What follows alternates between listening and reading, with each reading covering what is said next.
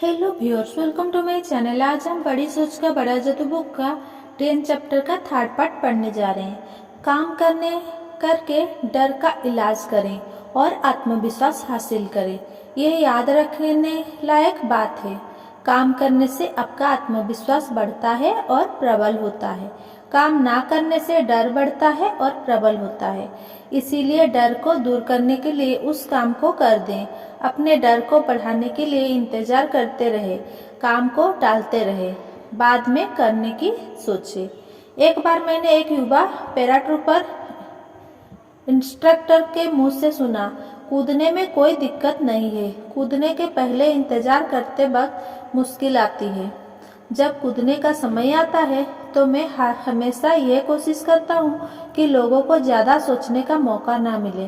कई बार ऐसा हुआ है कि किसी प्रशिक्षु ने इस बारे में ज़्यादा सोच लिया कि उसके साथ क्या बुरा हो सकता है और वो ये सोचकर वो घबरा गया। अगर हम उसे अगली ट्रिप में कूदने के लिए तैयार नहीं कर पाए तो वो जिंदगी में कभी पैराट्रूपर नहीं बन पा सकेगा। आत्मविश्वास उसे तभी मिलेगा जब वो कूद जाएगा। जब तक वो कूदने से बचता रहेगा, उसे टालता रहेगा, तब तक वो डरता ही रहेगा। इंतजार करना विशेषज्ञ को भी नर्वस कर देता है। टाइम मैगजीन में लिखा गया था कि एडवर्ड आर मरो, जो देश के बेहतरीन न्यूज रीडर है, जब टेलीविज़न पर आने वाले होते हैं तो वे काफ़ी नर्वस हो जाते हैं और उन्हें पसीना आने लगता है, परंतु एक बार वे काम में जुट जाते हैं तो फिर उनका डर का काफूर हो जाता है। कई अभिनेता भी इसी तरह की प्रक्रिया से गुजरते हैं। सभी इस बारे में एकमत है कि स्टेज के डर का एक ही इलाज है, स्टेज पर उतरना या कर्म करना। जनता के सामने मंच पर आ जाने के बाद डर, चिंता, तनाव सब दूर हो जाता है।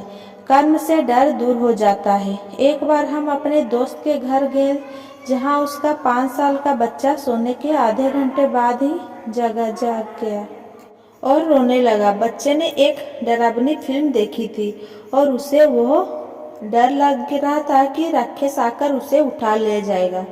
बच्चे के पिता ने उसे समझाया। उसके समझाने का तरीका सचमुच लाजवाब था।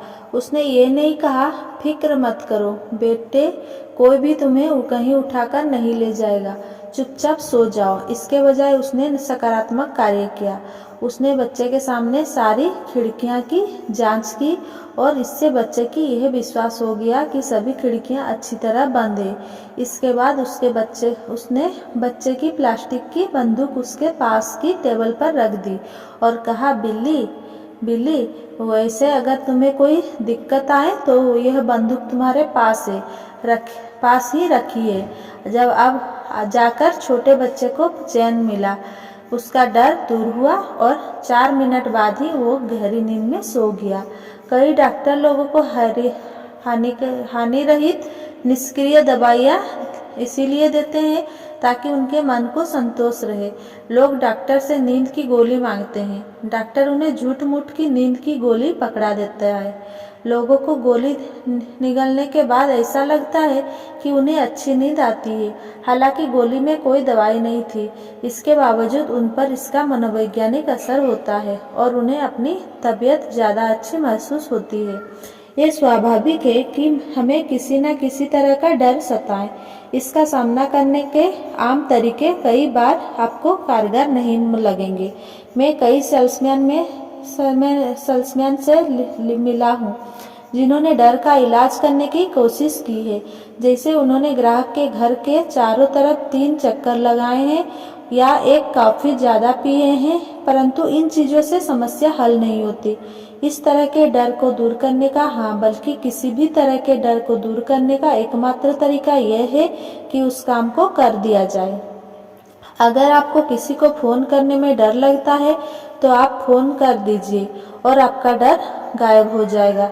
अगर आप उसे टालते जाएंगे तो आपका लिए फोन करना दिन दिन मुश्किल होता जाएगा। डॉक्टर के पास चेकअप करवाने के लिए जाने में आपको घबराहट होती है, जाइए और आपकी चिंता दूर हो जाएगी। हो सकता है कि आपको कोई गंभीर बीमारी ना हो, और अगर हो भी तो कम से कम आपको यह तो पता चल जाएगा कि आप किस हाल में हैं। अगर आप अपने चेकअप को टालते रहेंगे तो आपका डर बढ़ता जाएगा और एक ना एक दिन आप सचमुच इसी डर और चिंता के कारण बीमार पड़ जाएंगे। अगर आपको अपने बॉस के साथ किसी समस्या पर चर्चा करने में डर लगता है तो चर्चा कर ले और आप पाएंगे कि आपकी चिंता चुटकियों में दूर हो गई है। आत्मविश्वास जगाएं, कर्म करके डर को दूर भगाएं। अपनी मानसिक इंजन को चालू करें मशीनी तरीकों से। एक युवक लेखक बनना चाहता था, परंतु उसने जो कुछ लिखा था वो सफल लेखन नहीं कहा जा सकता था। इस लेखक ने मेरे सामने यह स्वीकार किया, मेरी समस्या ये है कि कोई बार मैं पूरा दिन या पूरा हफ्ता निकल जाता है और मैं एक पेज भी नहीं लिख पाता। उसने कहा, लेखन रचनात्मक कार्य है, इसके लिए आपको प्रेरणा मिलनी चाहिए, आपको मूड होना चाहिए। यह सच है कि लेखन रचनात्मक होता है, परंतु मैं आपको एक सफल लेखक की बात बताना चाहता हूँ जिसने कहा था कि यही वो राज की बात है कि जिसके कारण वह इतना सफल लेखन कर पाया। मैं दिमाग को मजबूर करने वाली तकनीक का इस्तेमाल करता हूँ। मेरे पास हर काम की डेडलाइन मौजूद होती है और मैं प्रेरणा के आसमान से उतरने का इंतजार नहीं कर सकता। मैं मूड के सही होने का इंतजार भी नहीं कर सकता। मुझे मूड बनाना पड़ता है। यह रहा मेरा तरीका। मैं अपनी टेबल कुर्सी पर बैठ जाता हूँ, फिर मैं अपनी पेंसिल उठाकर लिखने बैठ जाता हूँ। जो भी मन में आता है मैं लिखने लगता हूँ। मैं हाथ चलाता हूँ और कुछ समय बाद मुझे पता ही नहीं चलता कि कब मेरा मस्तिष्क सही दिशा में चला जाता है और मुझे प्रेरणा मिल जाती है और मेरा सचमुच ही लिखने का मूड बन जाता है। कई बार जब मैं नहीं लिख पा रहा होता हूँ तब भी मेरे दिमाग में अचानक जोरदार विचार आ जाते हैं, परंतु ऐसे विचार मेरे लिए बोनस की तरह है। ज्यादातर अच्छे विचार मेरे दिमाग में तभी आते हैं जब मैं काम करने बैठ जाता हूँ। कर्म होने के पहले कर्म करना पड़ता है, यह प्रकृति का नियम है। कोई भी चीज अपने आप शुरू नहीं होती, वह यंत्र भी नहीं जिसका आप रोजाना इस्तेमाल करते हैं। आपके घर में ऑटोमेटिक एयर कंडीशनर होगा, परंतु आपको अपना मनचाहा तापमान तो चुनना ही पड़ता है, कर्म करना ही पड़ता है।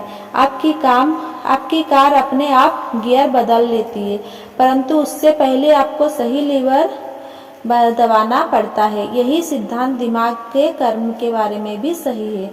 आपको अपने दिमाग को सही गियर में लाना होगा, तभी यह आपके लिए सही काम करेगा।